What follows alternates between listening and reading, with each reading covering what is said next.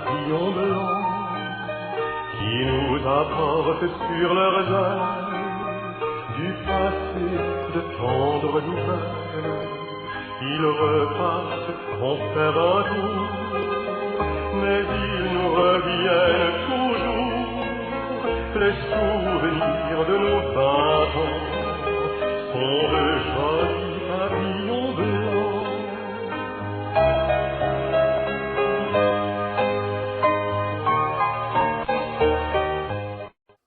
Cette année, c'est le 150e anniversaire d'East-Broughton et de la paroisse Sacré-Cœur de Jésus. Dans notre volet entrevue, j'ai le plaisir de vous présenter Mme Bernadette Cloutier et M. Alcide Gagnon. Bernadette, où es-tu née? À Saint-Pierre-de-Broughton. Tes parents sont? Mon père, c'est Lionel Cloutier, puis ma mère, c'est Alexina Daudier. Combien d'enfants vous étiez? 11 enfants. Ton rang dans la famille? La 8e. Alcide, où es-tu né? C'est à East-Broughton. À East-Broughton. Quel âge as-tu? Déjà 80. Ça va bien. Ça va vite. J'ai oublié, Bernadette, quel âge c'est ça, toi? 76. 76. Oui. Tes parents sont? Stanislas Gagnon, bien entendu. Puis ma mère, c'est Marie-Anne Tourneau, qui a fait ça ici, elle aussi. OK. Ils sont décédés tous les deux, présentement. Comment vous vous êtes rencontrés? On s'est rencontrés à l'hôtel Arouet, des Broughton, bien entendu. Là. Puis, il était demandé pour danser, puis elle a accepté. Oh mon Dieu! Elle n'était pas difficile, je pense que Elle a accepté parce que dans ce temps-là, c'était les hommes qui allaient demander les femmes, hein? Ouais, c'est ça. Les autres, c'est une gang de filles ensemble, puis ils choisissaient la plus belle de la gang. Oh mon Dieu, quel beau compliment, Bernadette! Il a venu danser, puis ça a continué par après. Ça a continué par après. Ouais. Mais moi, Bernadette, parce que vous n'êtes pas revus après la danse à l'hôtel Leroy, mais toi, là, t'avais de quoi qui s'en venait, là? Il y avait un mariage prochain dans votre famille? Oui, c'est ça. Ma sœur se marie au mois d'août. Puis dans ce temps-là, la coutume voulait qu'on soit accompagnés pour un mariage. Puis comme j'étais seule, mais j'avais dansé avec Alcide une danse, mais c'est pas beaucoup. Puis je ne me rappelais pas de son nom, fait qu'il fallait que je téléphone aux voisins, ici Alcide demeurait, là, pour savoir le nom qu'il pouvait s'appeler, parce que j'ai dit soit que ça soit Placide, Alfred ou Alcide. Finalement, c'était Alcide qui s'appelait. Fait que là, j'avais téléphoné pour lui demander à danser, pour lui demander de m'accompagner au mariage, puis il avait accepté. Okay. Indépendant un petit peu, mais il avait dit oui. Oh, voilà! OK! Il avait fini par te dire oui. Oui. Combien de temps a duré les fréquentations? 2 ans. 2 ans? Oui. OK. Vous vous êtes mariés en quelle année? En 63. Je pensais que je ne t'en rappelais plus. Je trouvais ça drôle quand on a fait la première vue, tu me disais qu'il fallait que je me trouve un cavalier. Parce que dans ce temps-là, il disait ça. Hein? Oui, c'est ça. Ouais. Ça nous prenait un cavalier pour aller à une noce. Là. Ouais, on n'appelait pas ça un chum ou tout ça, c'était un cavalier. Un cavalier. Oui. Où avez-vous habité après le mariage? Ici, sur la ferme. Sur la ferme de tes parents? Oui. De mes parents. Oui, c'est ça. Et puis, est-ce que tes parents, ils restaient avec vous autres sur la ferme ou s'il y avait déjà une maison en vue, eux autres? Eux autres, il y avait un de mes frères qui avait un logement, puis il restait là, chez mon frère. OK. Il y avait, en ville, là, il y avait un bloc appartement, puis il y avait un logement qui restait là. Puis ils sont en allés rester avec, eux autres. OK. C'était-tu à East-Broughton? Non, c'était à Montréal. Ah oui? Oui. OK. Comme mon père, c'était tout un contrat, ça partit de la Grand-Père ici, puis ça allait à Montréal, là. Oui. Ça a été un méchant contact. Oui. Ben, oui. Ils ont dû s'ennuyer, hein? Oui, c'est ennuyé. Ma mère était contente, par exemple. Elle allait magasiner, elle n'était pas des magasins et tout. Oh mon Dieu, elle ne manquait pas de magasin à Montréal, elle. Mais ça n'a pas duré longtemps. Mon frère, il avait une terre, il achetait une autre terre, puis ils sont allés rester en campagne à Saint-Hyacinthe. OK, fait que là, il était plus heureux, là, au moins que sur une terre, hein? Il était tombé dans son domaine, comme on dit. Là. Ben, exactement. Fait que là, Alcide puis Bernadette, Alcide, t'avais le meilleur de tous les deux mondes. Toi, t'étais cultivateur, puis t'as marié une fille de cultivateur. Oui. Je fais sourire Bernadette, hein? C'est... Est-ce que toi, quand t'étais sur la ferme avec tes parents, ton père, il vous initiait au travail de la ferme? Non, mon père, c'était un homme qui travaillait seul. Fait que on n'y allait pas beaucoup sur la ferme. Alcide s'attendait de marier une femme d'agriculteur, puis c'était pas tout à fait ça. C'était une femme de terre, mais pas réellement dans les champs, comme à peu près toutes les femmes. Mais finalement, ben, on s'est arrangé pour s'équiper en conséquence. Hein? Ben oui, parce que quand il est venu le temps des labours... Oui. Elle ne savait même pas conduire un cheval. Oh, voilà. Ça y allait mal pour la mourir. On avait entrepris de faire un tour. Dans ce temps-là, les charrues, c'était une raie qui appelle. Oui. Puis je ne sais pas si on avait fait un tour dans l'avant-midi. On a fait un tour, on est revenu à midi et demi. Oui. Là, on a dit ça ne peut pas continuer comme ça. Là, la vie va être trop longue. Fait que finalement, on s'avait acheté un tracteur. Puis, ça allait beaucoup mieux. Là. Je pense que vous êtes allé à Sainte-Marie puis vous avez fait 3 pierres un coup, hein? Ah oui, c'est ça. On s'avait acheté un tracteur. Heureusement que c'était à la coop de Sainte-Marie. Le vendeur, un monsieur d'Isbraton qu'on me connaissait bien et qui était bien gentil, parce que dans ce temps-là, il disait ben, il faut en cash hein, quand on achète quelque chose. Mais comme on n'avait pas, mais on avait un cheval qu'on n'avait pas besoin, puis des petits animaux, hein, qu'on avait fait les champs qui faisaient le cash, puis après ça, on pouvait acheter le tracteur. Aujourd'hui, ça ne se ferait pas. Dans le temps, ben, on se connaissait plus, la confiance régnait, je suppose. Il nous avait fait confiance finalement, puis ça nous donné la chance d'avoir le tracteur. Puis ça, c'est des gestes qu'on n'oublie jamais, hein, quelqu'un qui nous rend service, là. On n'oublie pas ça, hein? Ben non, parce... Ça nous rendait service, puis ça nous rendait service en même temps, lui aussi. Ben parce qu'il faisait une vente. C'est intéressant, tu fais une vente, hein? Oui, c'est ça. Oui, fait que là, Bernadette n'a pas eu de problème à conduire le tracteur. Non, c'est pas long, je l'ai appris, par exemple. Ouais, j'étais correcte, là.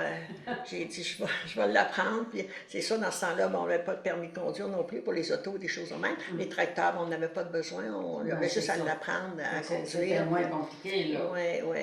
Fait que, tantôt, je n'ai pas pensé vous demander combien vous avez d'enfants. On a eu 4 enfants. Oui. Une fille puis 3 garçons. Oui, puis vous avez des petits-enfants. On a 8 petits-enfants, puis 10 arrière-petits-enfants. Une belle famille, hein? Oui, on est bien chanceux. Maintenant, on change de sujet, on va parler de la cabane à sucre. OK. Vous aviez une petite érablière ou... Oui. Oui, une petite érablière. Dans le temps, on avait 2000 entailles, puis pour décoller, c'était assez gros. Mais finalement, on s'est installé ici, les tubes ils ont mis en vente. On a installé des tubes, puis la route a passé ici en même temps que pas mal dans les mêmes années. Tandis que la route passait, bien là, ils ont essayé de se bâtir de cabanes le long de la route. Ça va être plus que ça. Okay. Avec des chevaux, c'était pas facile, là. Avec des tubes, ça va très bien. Puis on partit la cabane le long de la route, puis après, on s'est installé pour avoir l'électricité. Ça a continué comme ça. Tout a eu. Ensuite, quand on a vu qu'on avait les possibilités, Bernadette a décidé de faire des repas. Ben, c'est ça, là. C'est comment que c'est venu l'idée de faire des repas, Bernadette? Ben, ça s'est fait tranquillement. Moi, en étant fille, j'avais travaillé dans un couvent à Saint-Joseph-de-Beauce, le couvent l'orphelinat. Puis j'avais appris la base de la cuisine. Puis avec ça, ben, ça me donnait un bagage pour être capable de faire face à recevoir des gens, puis leur donner un repas de cabane à sucre ou peu importe les repas. Là. Fait que j'avais un bagage pour commencer. Ouais. Quel âge est-ce que tu avais quand tu étais travaillé à l'orphelinat à Saint-Joseph? J'ai commencé à 14 ans. 14 ans? Oui. Oh mon Dieu! Tu passais-tu la semaine là? Oui, je venais aux fêtes, puis je venais à Pâques, puis à la fin de l'année. Ouais. Oui. Ouais. Saint-Joseph dans le temps, hein, on n'avait pas d'auto, fait que... C'était loin. Oui, c'était loin dans le temps. Mais c'est vrai. Fait que vous avez réalisé ton rêve de faire des repas. Oui, oui, ben, on l'ouvrait pour les repas le printemps, puis le temps des fêtes, on servait des repas le temps des fêtes aussi pour des familles, ou des fois quelques mariages, puis on louait la salle aussi. On prenait les occasions qui passaient, comme un club de skidoo. Un club de skidoo, puis même l'âge d'or. Oui, l'âge d'or, oui, pour le printemps, là, on avait l'âge d'or, on avait les étudiants aussi, les autobus d'étudiants, oui. Bon, aviez-vous des employés? Oui, on avait des employés, des bons employés aussi, là. On était chanceux, on était bien appuyés, oui. Toi, Sid, avais-tu un employé pour t'aider au sucre, à Cabane? Oui, il y avait un employé le printemps qui m'aidait à entailler. Puis dans le sucre, étant donné qu'on fait au Fort-Bois, ça prenait quelqu'un aussi pour m'aider au Fort-Bois. Ça fait que ça prenait, en réalité, ça prenait tout le temps 2 personnes. OK. Fait que c'était des gros printemps. Oui, mais les enfants, ils ont aidé jeunes aussi. Oui, hein? ils ont commencé jeunes, mais Oui. Pour vous aider. Combien d'années à peu près vous avez fait des repas à Cabane à sucre? 23 ans. 23 ans. OK, ça fait que... Est-ce que ça t'a un pincement au cœur d'arrêter ça, les repas? Non, je pense qu'on était rendu là, mais les enfants étaient moins intéressés de prendre la relève. Puis les exigences étaient de plus en plus grandes aussi avec les permis de boisson, la musique et tout ça. Fait qu'on a préféré de fermer. OK. Ouais. Mais on n'a pas regretté non plus. Non. Puis combien vous pouvez faire votre capacité maximum à faire de place là, pour les repas? On pouvait se rendre à 100 personnes. Okay. Le midi, le soir, on pouvait en servir autant, mais à la fois, c'était 100 personnes. OK, c'est quand même un bon nombre. Oui, mais il ne faut jamais dépasser nos capacités non plus. Hein? Pour moi, 100 personnes, c'est suffisant. Un autre peut monter plus haut, mais chacun a ses limites. Hein? Oui, puis aussi, il y avait le travail à la ferme. Oui, c'est ça. Bon, ben maintenant, un autre sujet. On va parler de la Gérontette. Vous avez acheté une maison au village à East-Breton. À qui appartenait cette maison? À M. Gédéon Roy, si je ne me trompe pas. Mme Roy, là, c'était Mme Roy dans le temps, là. Elle était décédée, mais ça faisait pas longtemps. Puis la maison avait été mise en vente. C'était une maison de notaire, ça fait que c'était une maison ancestrale. Hein. Puis j'ai vu ça, puis je la trouvais belle. Elle était à côté de l'église aussi. Ça convenait bien pour les personnes âgées, puis tout ça. Fait que c'était mon rêve un jour d'ouvrir une maison pour aider les gens. En tout cas, là, j'étais quand même assez ouverte, mais pour aider. Là. Mes enfants commençaient à être grands. Mon bébé avait 8 ans, fait qu'il pouvait se débrouiller. Puis c'était l'opportunité d'acheter sa maison-là, puis de la rénover. Fait qu'on l'a acheté dans le mois de mars, puis on l'a rénové. Puis le 1er septembre, on ouvrait. OK. Puis c'est parce qu'il y avait des grosses réparations. Des grosses réparations, oui. J'aime autant que personne la voie avant qu'elle soit réparée. Non, OK. T'aimes mieux le produit fini. Oui.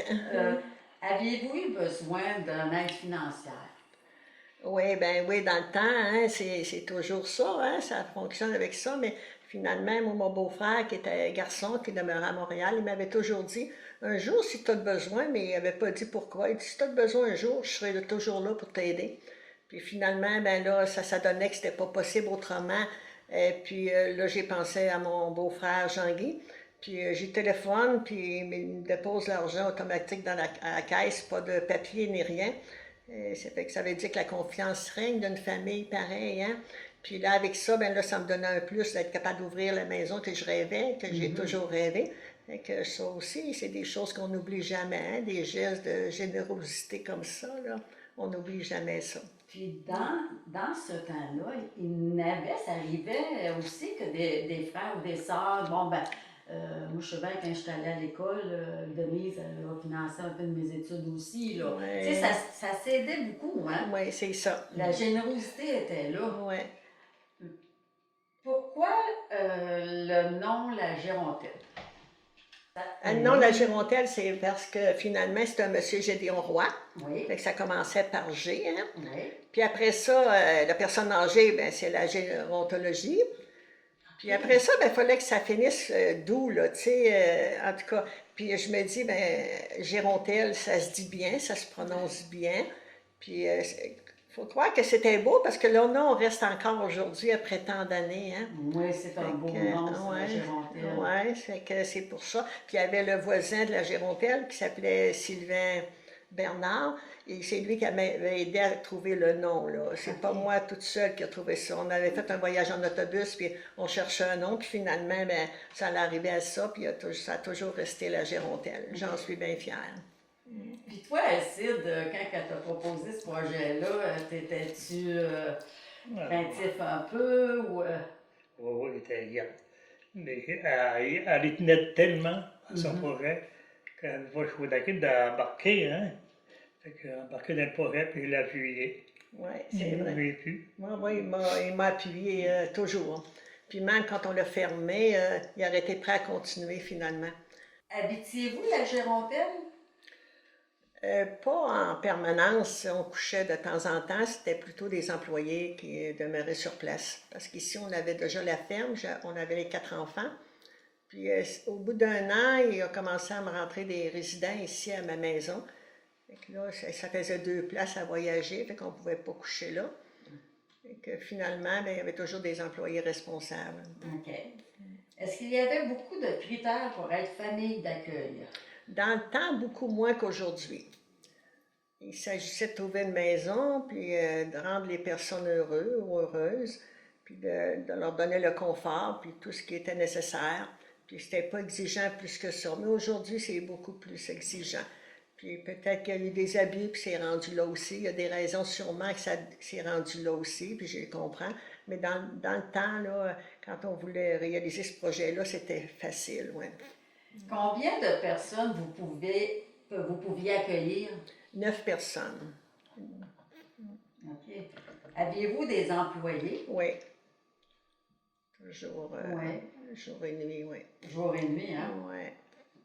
Ça arrivait-tu que vos bénéficiaires, les personnes, ils donnaient un petit coup de main, ils voulaient vous aider? Oui. Ils participaient aux tâches selon leur capacité. OK. Ouais. C'était bien, là, ça. Là, ça les occupait, hein? Oui.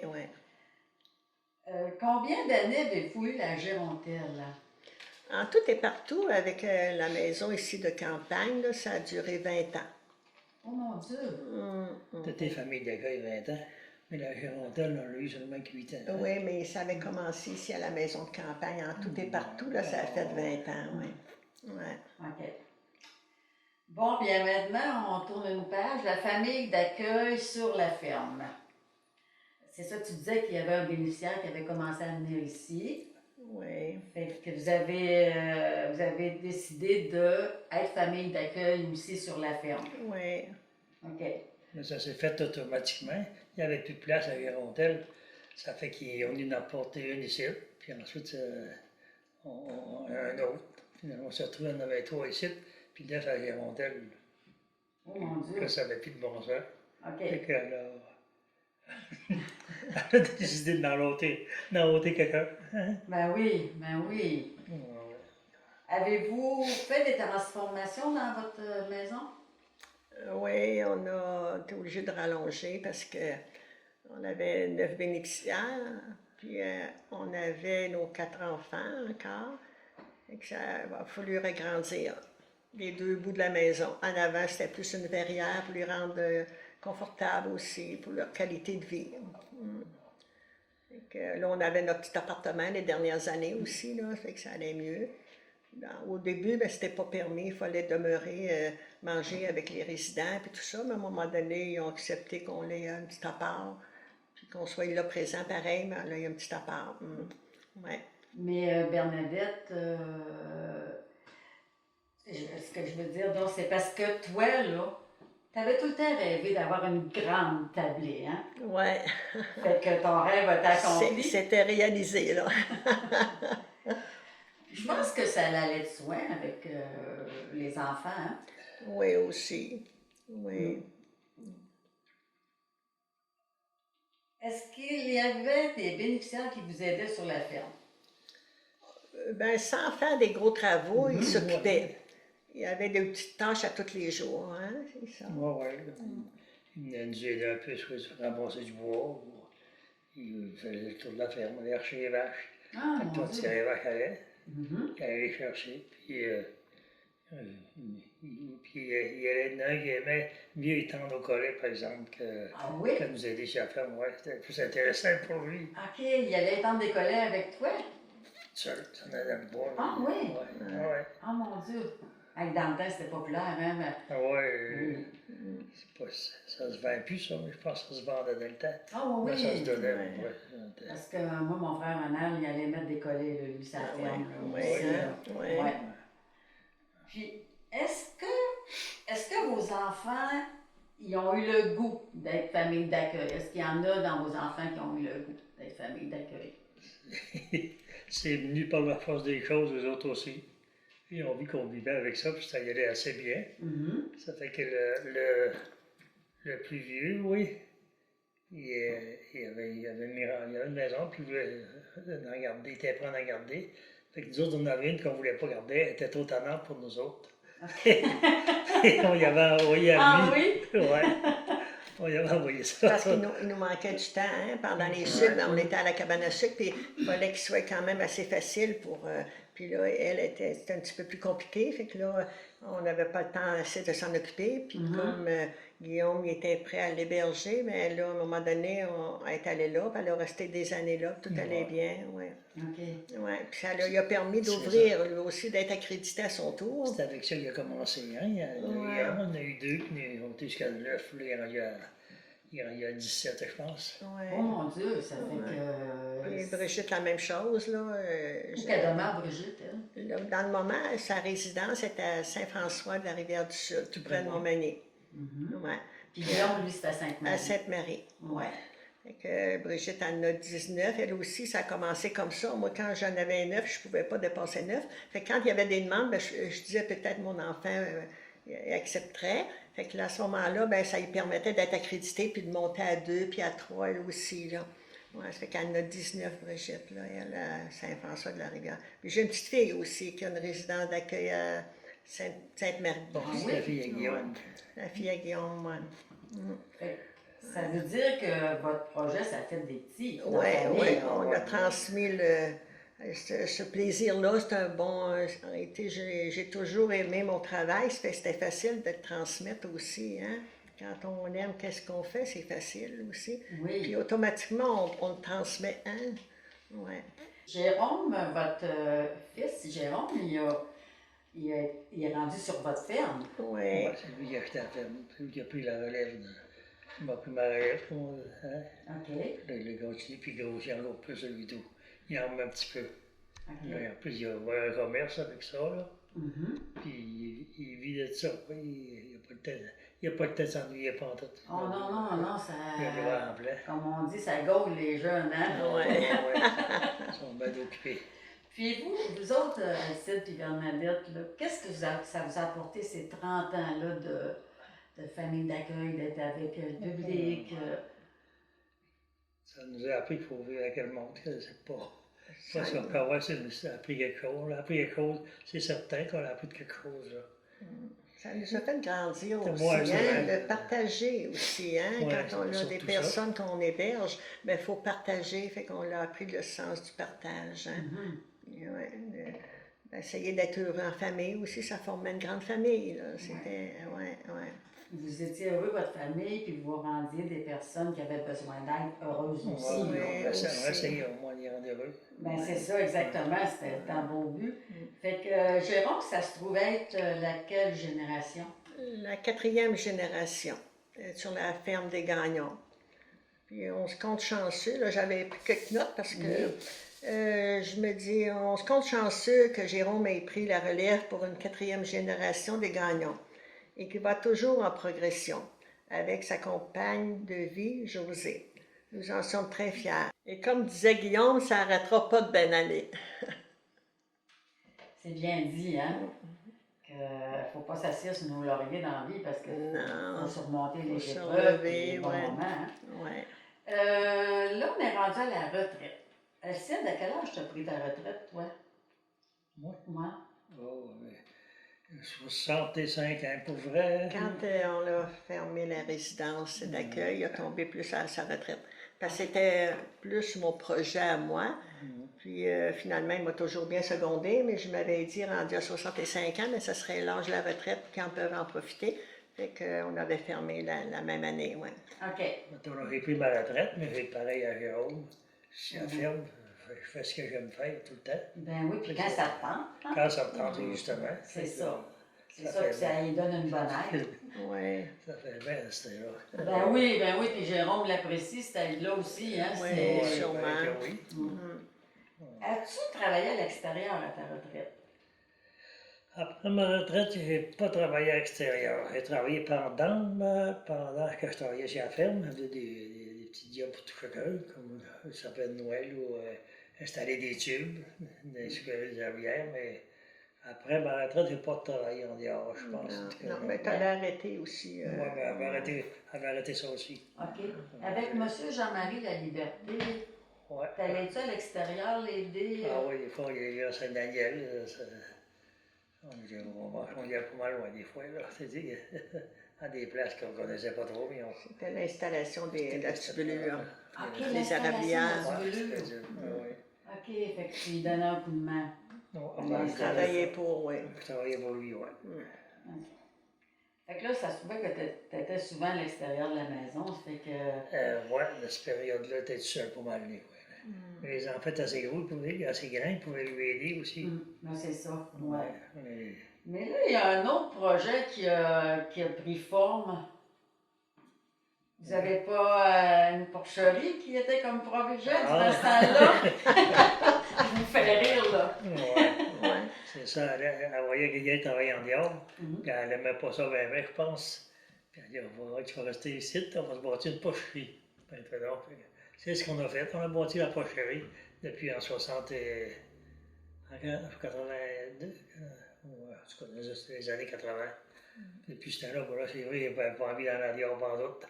Elle me contente, tout le monde ouvrage. Elle t'avait avec toi, là. Ah, ouais, ça permettait d'avoir une vie de famille plus normale. Ben, tu sais, oui. tous les jours, il était ici à la maison. Puis, puis ça a été bien avec ça. Là. On va parler un peu de bénévolat. Bernadette, c'est quoi tu as fait, toi, comme bénévolat pour la... J'en ai pas fait beaucoup. Moi, j'ai été marguillère. J'étais dans la direction de la Caisse populaire. Puis finalement, ben, je pouvais comme aider un membre de la famille, mettons, qui était seul. J'avais toujours quelqu'un pour aider, pour soutenir s'il vivait un deuil ou un échec ou une épreuve. Je le prenais un petit peu sous mes ailes, tu sais, puis ça a été un peu mon bénévolat à moi, ma façon d'aider les autres. Ouais. Vous étiez bien occupé aussi, là. Oui, aussi, oui. Puis elle voyait que Guillaume, il avait pas mal d'ouvrages au commencement. Puis il n'y allait pas les fins de semaine. Les vendredis, quelle journée tu allais là? Oui, on allait. Ben, quand j'ai pris ma retraite, là, Guillaume avait une résidence d'accueil, puis ben, là, j'allais donner une journée par semaine, quelques années aussi à Sainte-Marie. Là. C'était une continuité sans responsabilité. Puis en même temps, mais je me sentais utile aussi d'aider nos enfants. Fait que c'est un petit peu du bénévolat aussi dans ce sens-là. Arrêter tout d'un coup, là, rien à faire. Là. Il y en aurait temps, on ne s'aimerait plus. Trop, c'est comme passé. Trop, c'est comme passé. Hein? C'est juste le milieu, là. Ça fait que vous avez eu une vie remplie. Vous avez eu vraiment une vie remplie. Moi, ce que je retire de votre entrevue, c'est la complicité dans tous vos projets. Même si Alcide était réticent à chaque projet, mais comme tu disais, ça l'emballait beaucoup, Bernadette. Je ne pouvais pas y refuser qu'on fasse ce projet-là. Ben, ça avait du bon sens. Qu'est-ce qu'elle me disait, ça avait du bon sens. Oui. On embarquait dedans. C'est ça qui arrivait. Même pour la cabane à sucre, qui n'était pas beaucoup d'accord, parce qu'on avait une cabane à sucre dans l'érablière. Puis c'était encore, il n'était pas tout à fait prêt, mais encore toujours avec le même beau-frère. Là, on était tous les deux, puis on l'avait convaincu que ça serait une bonne idée, puis après ça, il ne l'a jamais regretté. Avec la route passée là, on n'a pas fité. Ben oui, ben oui. On dit s'en allait dans le bois, on était là dans le chemin. C'était pratique. C'était une opportunité qui se présentait. Oui, on est bien content aujourd'hui, c'est sur la route, c'est plus facile d'accès parce qu'on y va, tant des sucres, on déménage là toujours, on a toujours déménagé là. Puis là, ben, on a un petit terrain de camping familial aussi, là, en arrière, de la cabane à sucre. Finalement, ben, on passe l'été là, avec les enfants. Là. Fait que ça veut dire que l'été, vous allez habiter la cabane à sucre? Non, notre roulotte, Votre l'été, roulotte, en camping. OK. Le printemps, on déménage selon la durée des sucres, un mois et demi à 2 mois. OK. On déménage là, oui. Pour donner un coup de main à Jérôme. Oui, c'est ça. Ouais. Puis nous autres, ben, on aime ça quand on l'a Au lieu de toujours faire rien fait. ici, on l'a mis dans la cabane, hein, tu vois. Ouais, Oui. C'est plus ouais, vivant. c'est plus agréable. Fait Ouais. on a eu une belle vie, puis on a une belle retraite aussi. Là. Il y a beaucoup de monde qui passe à la cabane, fait que quand tu connais quelqu'un qui vient, on va jaser. Lui attend assis dans le fauteuil, c'est long. C'est comme je disais, c'est des projets que vous avez tout le temps fait à deux aussi. Ouais. Elle n'est pas sans l'autre dans un projet. Bernadette, si tu avais été vraiment fermée, elle ne l'aurait pas fait. Hein? Ouais. Je l'aurais convaincue. Comment elle a fait? C'est ça. Il y a un dicton qui dit ce que femme veut, Dieu Dieu le veut. Ouais. Puis moi, j'ai des amis qui ont été agriculteurs. Et puis le mari disait, je suis le tracteur et elle est le gaz. Ah, ouais. C'est pas pire, hein? Je l'ai trouvé bonne, ça. Oui. Toi, t'étais le tracteur, puis Bernadette, elle mettait du gaz. Ouais, ça. Puis, après 58 ans de mariage, on sent encore l'amour que vous partagez l'un et l'autre. Vous êtes beau à voir. Merci de votre générosité. Qu'est-ce que tu voulais dire? Elle dit là, il est trop tard, tu vas te chicaner. Aussi bien, continuer de s'aimer. Aussi belle C'est mieux continuer de s'aimer que de chicaner. Ben oui. Fait que merci de votre générosité d'avoir partagé votre vécu. Et cette phrase-là, je la mets dans mon vocabulaire.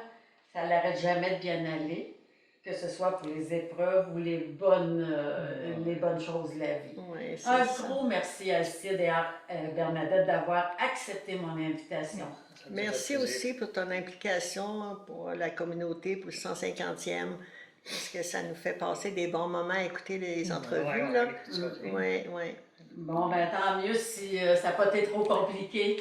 Tout a été bien. Encore une fois, mille merci. Merci.